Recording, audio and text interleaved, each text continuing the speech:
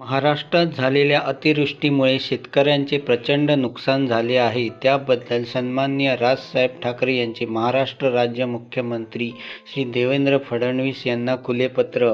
बघूया पत्रात काय म्हटले आहे. प्रति श्री देवेंद्र फडणवीस, मुख्यमंत्री महाराष्ट्र राज्य. सस्नेह जय महाराष्ट्र. महाराष्ट्रात अतिवृष्टीने जो धुमाकूळ घातला आहे त्याबद्दल तुम्ही पूर्णपणे अवगत असालच.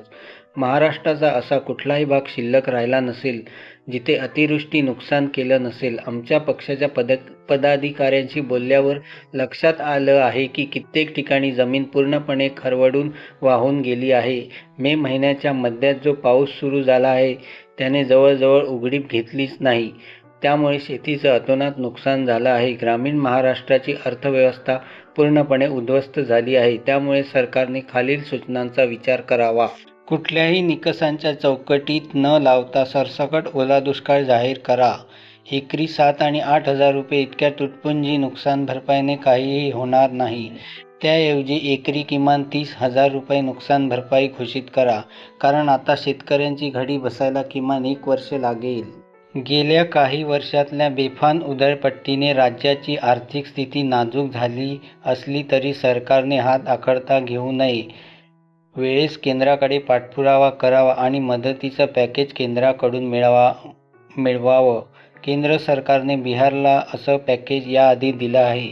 त्यामुळे महाराष्ट्राला द्यायला काही हरकत नसावी आणि त्यासाठी दिल्लीचा जो काही पाठपुरावा करावा लागेल तो करावा. फक्त स्वतःच्या वैयक्तिक तक्रारीसाठी किंवा घटक पक्षातील संघर्षासाठी आम्ही दिल्लीत जातो असं चित्र न दिसता सरकारमधले सगळे पक्ष राज्यासाठी पण दिल्लीत धाव घेतात हे पण राज्याला दिसू दे. अशा आपत्तीचा पहिला फटका बसतो तो मुलामुलींच्या शिक्षणाला. एकाही मुलाचं शिक्षण बंद होणार नाही.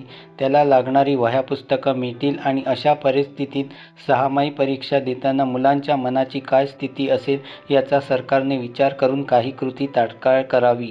हिंदी भाषा लागताना दाखवलेली चपळाई आणि आग्रहीपणा इथे पण दिसेल अशी अपेक्षा.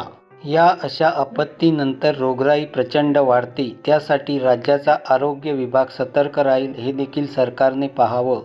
जिल्हा रुग्णालयापासून ते आरोग्य केंद्रापर्यंत सगळीकडे औषधाचा तुटवडा पडणार नाही हे सरकारने पाहावं.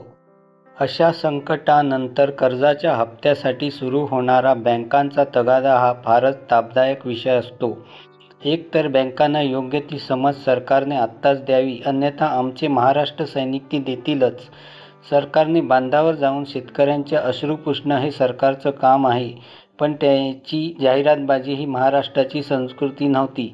त्यामुळे या सगळ्या मोहापासून दूर राहून सरकारने प्रशासनाने आता एकरी किमान 30 ते 40 हजाराची मदत घोषित करावी आणि शेतकरी आणि त्यांचं कुटुंब पुन्हा उभं राहील हे पाहावं. आपला राज ठाकरे.